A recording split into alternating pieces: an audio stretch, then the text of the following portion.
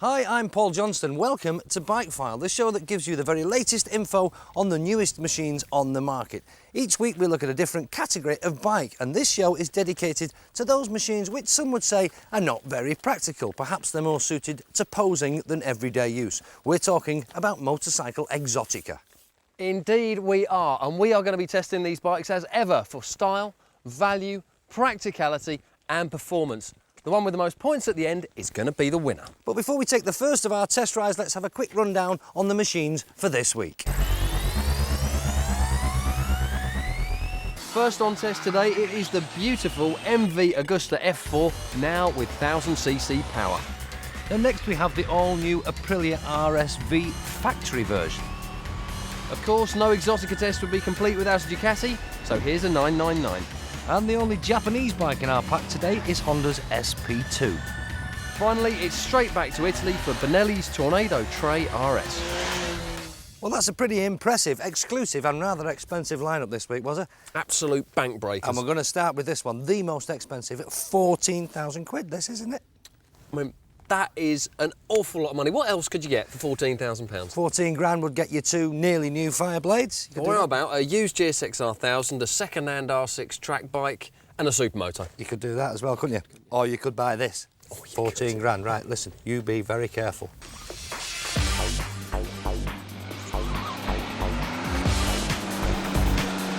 MV's drop-dead gorgeous Augusta has been with us for a few years now. The only trouble was, it was always a little bit lacking in power. Well, not anymore.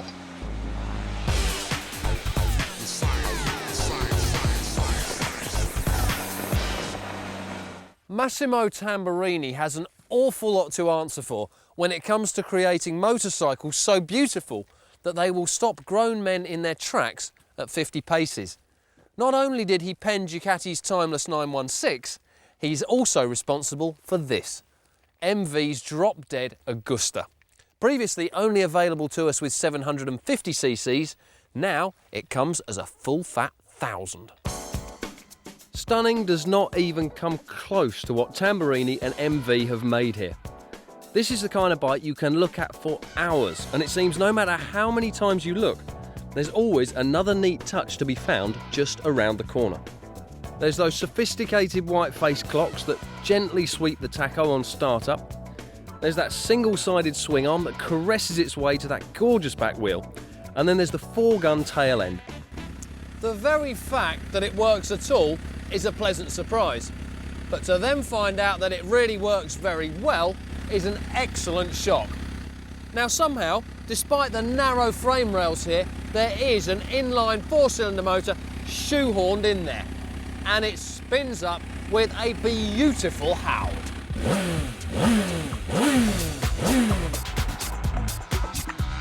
But the big deal now really has to be that motor, and you can rest assured there is now loads of power on tap with the new 1000cc lump. So finally we come to the small issue of money, or in this case, the big issue. 14 grand, it's the most expensive bike here and it is very expensive, full stop. But whereas with the old 750, you got all of the show, but you never quite got all of the go, now in the 1000, you've got both. The question is, how rich are you feeling? Now it's time to have a look at the scores. Styling. The first and possibly the only bike on Bike File to take 10 out of 10. Wow. Performance, 8 out of 10. The potential for great handling's in there if you're prepared to fiddle with the suspenders, and now there's real power too. Practicality, 6 out of 10. Would have been less, but at least now the steering doesn't trap your thumbs on full lock. Value, 7 out of 10. An awesome motorcycle, but an awesome price tag to match it. That's one very impressive motorcycle, isn't it, was it? Wow. Is that it? Any more comments? Just wow. It's that good, isn't it? It is a fantastic piece of kit, this. It's awesome. It's not in R1 or GSX R1000 territory, but Oh, it's just got some real go to it now, and I would do anything for one of these in my garage. The thing was with the 750 version of the F4, it was a bit flat and didn't really excite. Looked great, but... yeah, but now why would you want to own a 750? Just buy this? Just wow. You just gotta. Wow. Wazza is very impressed. Well, we're going to move on very quickly before he gets too excited to something slightly less expensive, but Aprilia would argue equally as exclusive. And this is it, Wazza. This is the RSV Melee factory version. That's the one. You got it right. Easy not to, because this is what was the R model last year with the uprated kit, but now they call it the factory. And the R model, if I can get this right, is the standard one. It's confusing, isn't it? It is confusing. Basically, Aprilia have kind of jiggled their models around and renamed a couple of things, but this is the factory, and that's all we're bothered about today. And it is a blinding track bike, that much we know. It is really a track machine, but I think if it goes half as well as it looks, we're in for a treat. Break it up.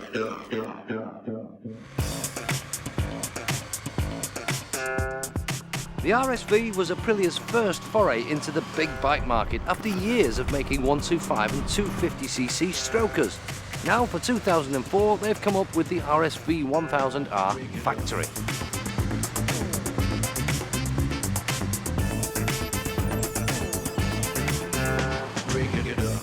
The factory is the most expensive bike in Aprilia's range, so therefore it must be the best, right? Well, looks-wise, I'd say that's definitely the case. It's got a great presence on the road. Looks almost menacing in that satin black colour scheme. Looks great. But is it really worth over £2,000 more than the standard RSVR? For your extra dosh, you'll get top-spec Olin suspension, very powerful Brembo radial caliper brakes, a few trick-looking carbon fibre bits and pieces, and a pair of smart-looking lightweight Oz racing wheels. Surprisingly though, the performance figures are exactly the same on both the standard and factory versions of this bike. You see, it's in the performance where I think personally most owners would actually like to feel the difference. It's okay having your high-spec multi-adjustable Olin suspension, but if we're being perfectly honest, that only really comes into play when you start riding the bike very hard, so we're talking about on a racetrack. There's only a small number of owners would risk taking one of these on a racetrack, and there's only a tiny percentage of those who've got the ability or the experience to know a good suspension setup from a bad one. As for the carbon fibre bits and the lightweight wheels, yes, they look fantastic, but this bike is only 4 kilos lighter than the standard model. So again, I'm left wondering a little, is it all worth it? But let's get positive, this is a terrific bike. It's very powerful with a lovely smooth spread of power, and it handles like a dream. By now, you're probably thinking that I've got a complete downer on this bike, but I haven't, honestly. It's a brilliant bike, and I would love to own one. I just think that you need a pretty fat wallet, and you need to be a very experienced rider to justify paying over £2,000 more for that than the standard RSVR. So it's on to the scoreboard for Aprilia's factory Melee. For style, 7 out of 10. It's pointy in all the right places, but not exactly state-of-the-art. Performance, 9 out of 10. This is one stonking 60-degree V-twin motor. Practicality, 7 out of 10. The rear-view mirrors actually work, but some would still find it difficult to sit on this all day. And for value, 7 out of 10. For over £2,000 less, you can buy virtually the same bike, but if you're impressed by trick suspension and know how to use it, then this is probably worth it. Interesting points there, Paul. I see you're not entirely swung on the idea of having all this top-spec kit on here. Well, I'm not on this bike in particular. I'm not against paying extra money and getting higher spec running gear, that's fine. But on this bike, I do have a little problem with it because there is a perfectly good Aprilia Melee RSVR standard, which is fine. And for 99.9% of people, it will do everything you ever need. Yeah. And it's £2,500 cheaper than this. That's my point. Now, talking of track performance, it's time for our next bike because I have something from Bologna you may be interested in. And here it is from Bologna. It could only be a Ducati. It's the 999. And it's not very pretty, is it? It's not very pretty. It's not the best looking bike they've ever made, is it? I much prefer the old 916 shape. With you. It's going to be a classic, that, isn't it? Classic of all time. But this just doesn't do it for me, I'm afraid. No, not quite. But the one area this does, Scott, I've always found rides better than the old ones, hands down. Yeah, well, I wouldn't disagree with you on that, yeah. No. So all that's left really is for me to go for a bit of a play, I think.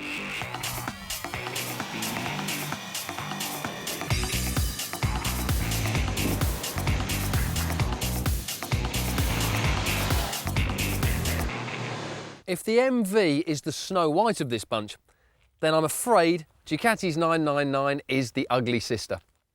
Italian it may be, an exclusive it certainly is, but bold and radical are the kindest words I can muster to describe what Ducati have done with the 999.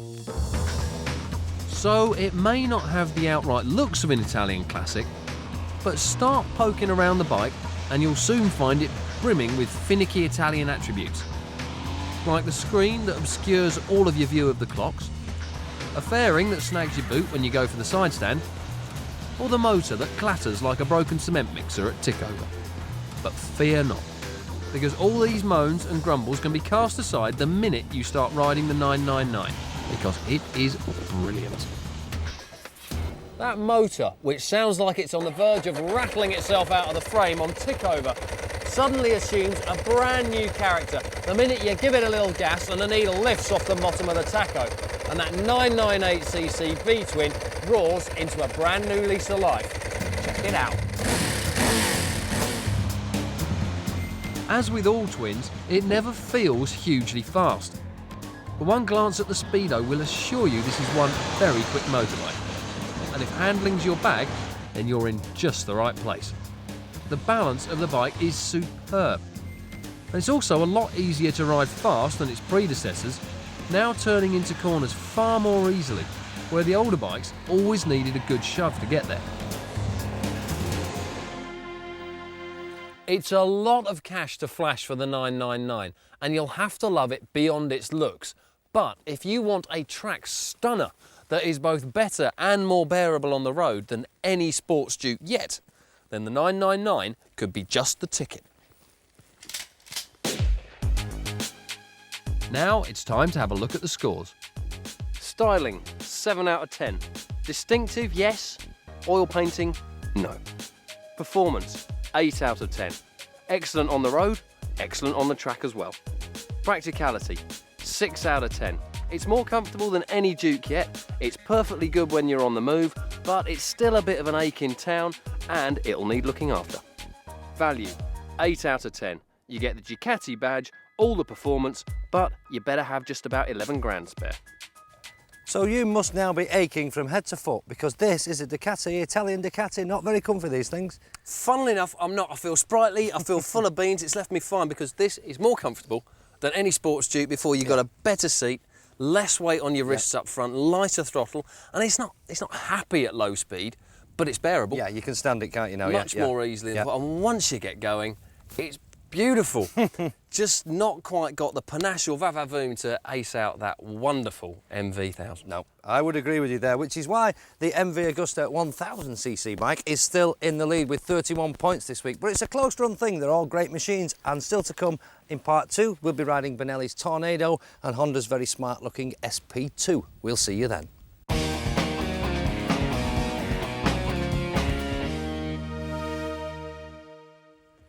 Welcome back to Bike File, where this week we are looking at sports exotica, which, it won't surprise you to learn, has been thus far dominated by a trio of Italian treats. However, there is one Japanese motorcycle here.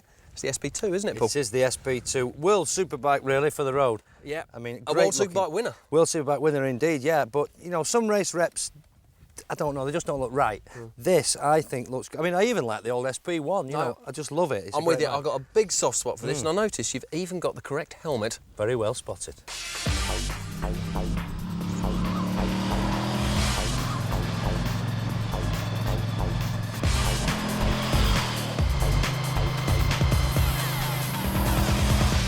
Like Wazza, most of you have probably noticed that I've dug out my old Colin Edwards replica helmet this week, and that's because if you stripped off the mirrors, lights and indicators from this SP2, you would be fairly close to the bike which took the Texas Tornado to World Superbike glory only a couple of years ago.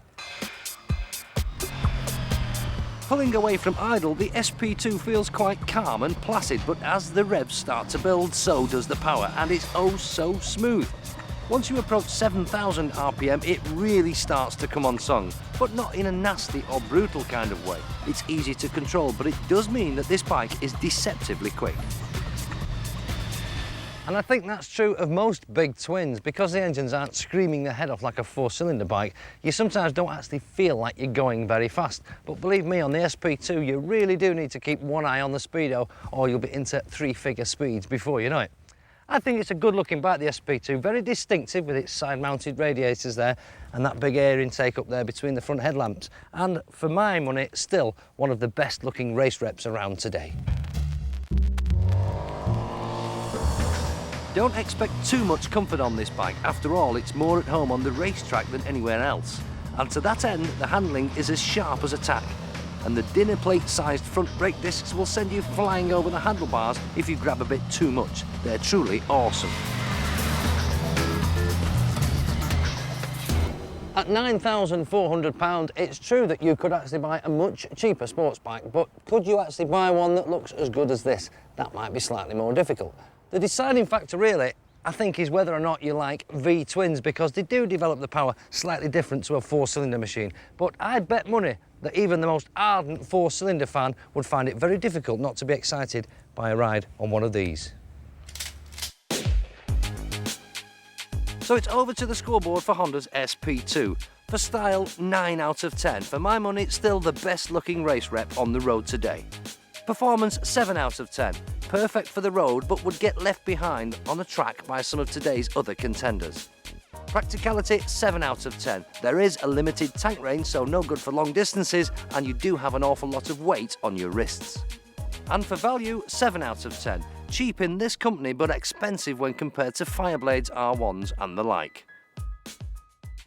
Well, it's not quite out exoticing the MV, but still as good as ever, isn't it? It's a fantastic bike, and it's great on the road as well. Which is, you know, 99.9% of people, like we said with the Millie earlier on, won't go near a racetrack, they'll ride it on the road. And it's good, it's comfortable, great engine. There is an issue with the tank range on these if you ride it hard. It's not the biggest. Yeah, and it's difficult to resist riding this hard because it's a fantastic machine. But that was the Japanese entry for this week. The one and only. Guess where we're going now? Oh, hang on a minute. Back to Italy.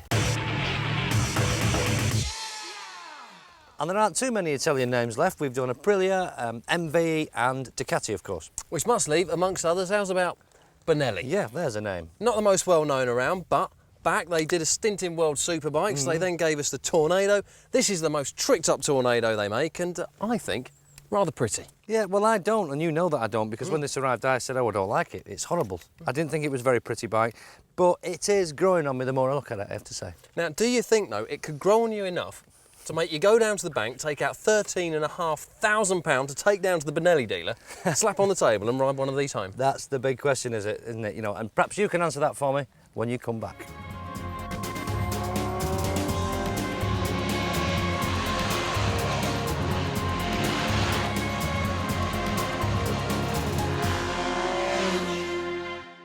Welcome to Benelli's Tornado RS.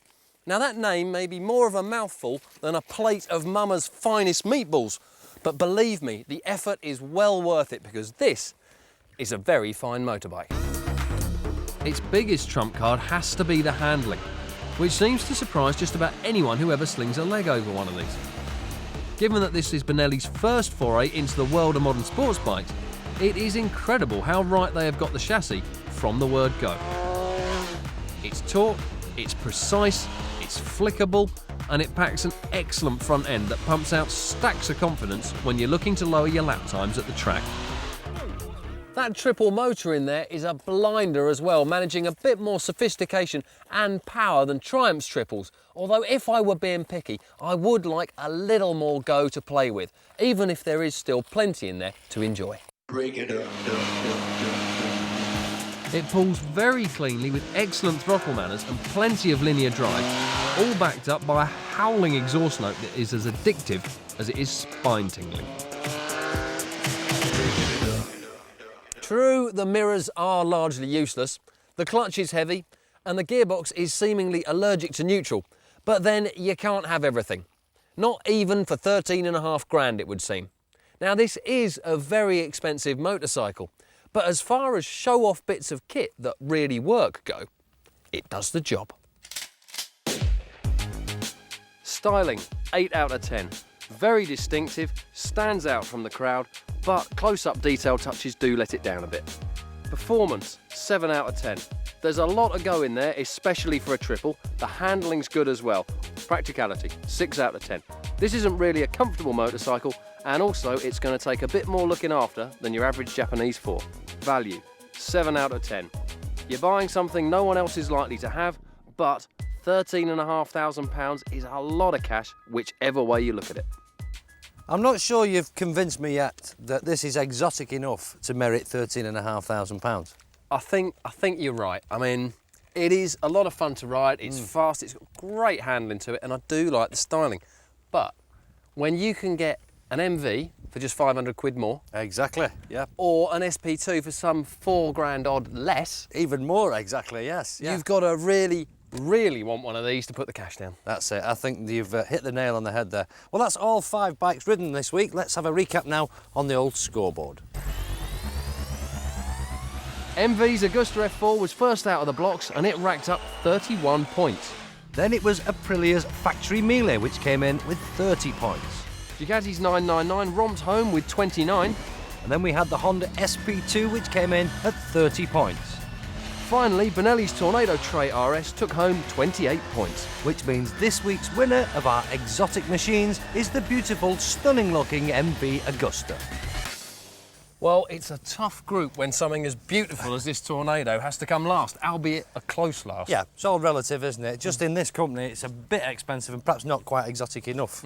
999, classic piece of exotica and a great bike to boot. But not as pretty as previous Dukes. No, and not as good on the track as one of these. No, the Millie Factory, great on the track. I have a problem justifying the extra expense over the standard. Know what you're saying. Honda SP2, big favourite for both of us. We'd love to have taken it home. Yeah, the superb bike, yes, but not as much as we wanted to take this home. No, MV Augusta. I mean, it is the epitome, the absolute epitome of Italian style and flair. Even if it is expensive, it's gorgeous. Completely, and it now comes with the full fat power that it deserves. Exactly. Give us that word again that you used. Wow. Says it all, doesn't it? That's it for this week's Bike File. Join us next week when we'll have 5 more bikes on test. We'll see you then. Come on, I'm absolutely roasting.